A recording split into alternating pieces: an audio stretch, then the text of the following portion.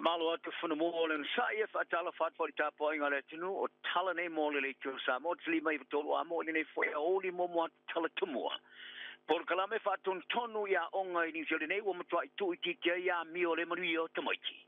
Talo sanga te ni lo ia I tonga I filfilio se fam sino sili kei I le motu. Ma ta longa motu ta longa o so nga champagne mo le po ale nations cup. Pa fa mai I fa le telino ni tala. Ora por kalame o foi na ile tau tua fa tonu por counseling. Ile se dia male lua sela wa nga tulunga lua ni sila. Wa mawa ye tamai te a fia I fa longona tu vale ini fa longona le lei. Fa le ya ti le ya la tu wa mi o masi te le numero tamai te a wa ya tu ia onga. Ele li pote le official toilo longa onga por Education Review Office ERO. Wa fa ma toina nei. Wa foi na mo ni mau fa pea. O rea por kalame ya o ngale counseling in schools sa for sia le rafa mare fu tasi o le leite le toeanga e faso familiona ta la fa tu penga o rea por kalame sa longo ia fa ya o ngai officer ta pa ia le longa o rea por kalame o fa ti te fa fi tauri ya mi o tamai te le sta ma tamai te mo nei fa ton tonu fa ton tonunga e foringa mai ela ki tatu fa longona o le toi mo a tala no muli punch first talk later. Ta whaari ai e te maiti, wā o inai la tu e tāwhi o whiai o la tu whaalongona ma mafuta lele iai ma la tu wō. O se tasi o te maiti ki sai alongo e le poti, wa ia o inai le aua le toe le mafu whau ma tāwhi o whialo na mai teita.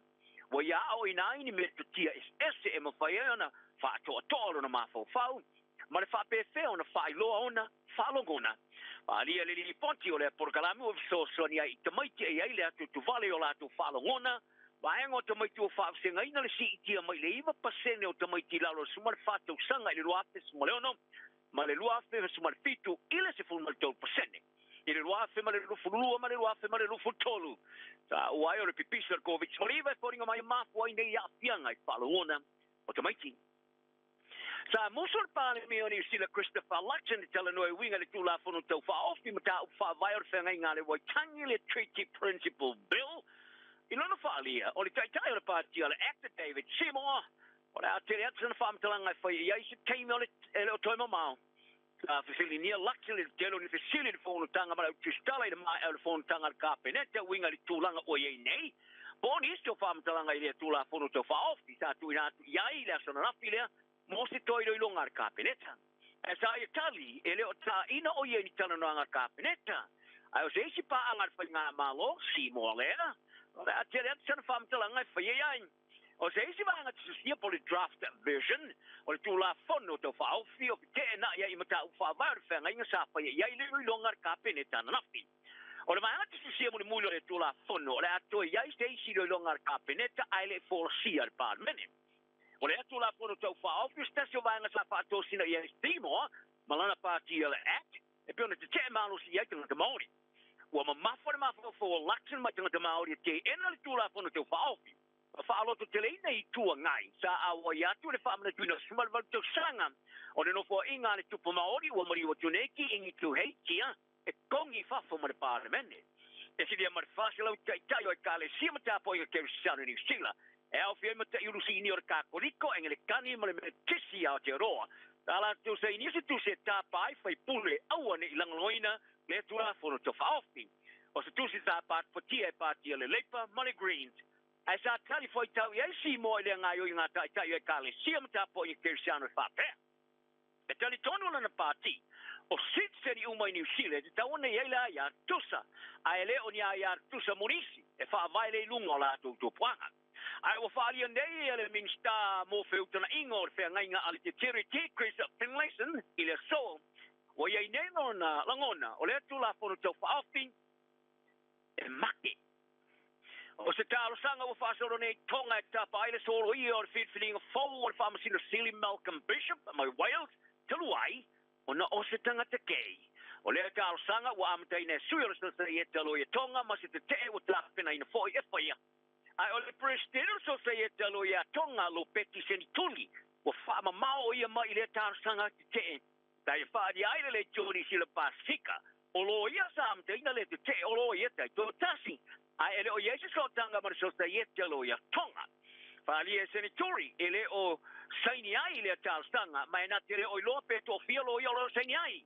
Te tal sanga sa ia fa mo tu ni matu le tu potonga ile spore le tu wai. O le tula fono so ringa tula fono tonga o lo fa so le tula fono inga yo inga fa so toma. O le fa masina sa fa masina sile bishop e fitu mai to sanga ta am te ina no tu te la so mo se te mai tonga. O le sui le Johnny Sila I tonga ka la fimola sa ia longa le por kalamba le first up o le Johnny Sila fa pe. O la ngono ni so tinga o le filinga ua ulangi ai le patinonga o le tula fono le motu. Ma se filinga se tamalo ke mai Wales e ave ma fa ma sino silo le no wa ave nei ma se mata upu ma toai pe tena iai. Ai o fa le mo e ta tia tula vale I le tupu king tupo no e fa ia fa unga I le mata upu. O tau wanga te mātai la le le Mr. Universal Fifties a filiation te mātai. Sa urua te urua filinga le tau mai le sini ma le festival te sanga. A ua o ia nei le tau wanga I tua inga mātanga. E pēna whahari ai se pāmasino mai ni sio nei I le tau wanga. O men shika prasad e lusi mat whātau sanga. Se te mātai a onga universite sa manu malo I mātango fie. Ia mawanga o mo tau wanga. I le whale tali malo o Pearl Resort. I le vaya so mawai.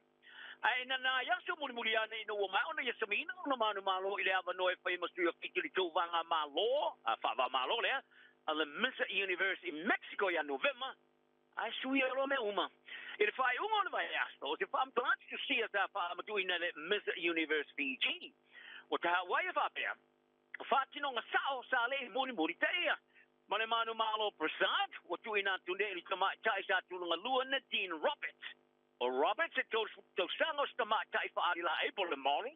Ma se ta mātai whai pisini si whauwhale mai sini Australia. O lona tina e sa mai whiti. O le ta mātai to mai whaapito I me ola ringa te whale Melissa White mai ni sila nei. Sa awi na atu mai ni sila e whai e masuia whala apu tonga move so sani tau sila mianga. O se whamasino ile a tau vanga. Ta ia longo ele poro kalame le midday reporter le kioni sila ile a zona nafe whapea. Ia so le mai ai o le tauwanga ma le aveste o le manu malo mai a prasad. Wa alo lua ai le wha moe moe stara tau o na vea ma se tala anga wha tūmo fiti. Ma ia tau ai o le tauwanga ato o tau le ngaina. Whaari e wat. Ina o whai tauwina ia palota I le pō le tauwanga e wha palota I le tolu. Ma maseka prasad ta ia maua palota e wha. Ma tuina ato I le pala I le tamaitai o se manu malo manino. Lua so muliani. Longo I lato o paleli wa de semaia ma fa force ai ona manua ne palota ua valu e tulanga o tu ai fai konga fiki mang el misamo e ta longo le flying Fiji na piti ma ya pani o tau fai ma nei le fast longo mo mo le tamara sanga bori pole Asahi Super Dry Pacific Nations capital of Marfa I tulanga mo moia la pulu a mautuina au tau sinyor fast longa tuenga champini o fiti sa ta alo malosti mo fato ilo ino tonga ni na vai yang so no kolofa o mano malo lima suma riva ma tulanga mo moia le pulu an mai ola ta alo nei ma America le semi final le stona I Tokyo ina wo ma ano fato ilo ya pani le sa pulu numero mo moia pulu pi ya America fai ina America fasu testi lo surfa ile malaya le Gumageya Rugby Stadium ai ole ato wile man maro ya pani ta alo mane manusa mo ile semi final ile salea ai ta alo il tonga makanata ile tunurima mare ono ai ole kabere wori petione numero sicuro le black time no tensi o tula la de talio se fia ngai mo se vai tempo po e ta alo ile tu ma to le hemisphere ile tu sanga fo ile kala pole la Rochelle I forani no lo mi ai ele rugbyprime.com ia forani o le kala pu forani o tula la te au stil se mari nga mo kensi awa ya tuai ili tau sanga a sau. O le taulanga Paris I Frani, umana na ne ya mana ili tamata I tamo e malafongi Rebecca Cheptegei o Uganda, ili whaingoa I se malai ili taulanga Frani. O le tau sanga sa forfola ina li tamata I pule nuu Annie Hidalgo, ma o le atala no ina sui o le taulanga ili masina fo. O Cheptegei sa maliuda matanga le vasone ili pule mai Kenya, le sa fa yona tong fitinga le valsa pur paseno lo na tino sa mu ina wasa sa ya la na pa anga tamar pensini a tutu ya le afi fa ya Hidalgo ele fa ngaloina Paris ya chap today ma ola au fo ina ya se malai fa ngo ya te ya se so son ya Ile moni molia le se ave I malosi ile tausia tu sa tam ali tu pauli I tama tai. Ma tanga uma se ave I pela tu ave lo impeka mo ila tu ia fianga tu mo Paris. Le sa mai ila matanga o le vai sene. Ile li poti amalo o fatasi. Il vango tinam tama tai o tawai. Tu tono tas fu kasi minute. E to tasi se tama tai masitina. E fasiotia aleo lana lava paanga. Positasi soi ora ainga. Karena ne yaso mo rio tapo inga le tunu file mu tinga uma mo le sai soi foia.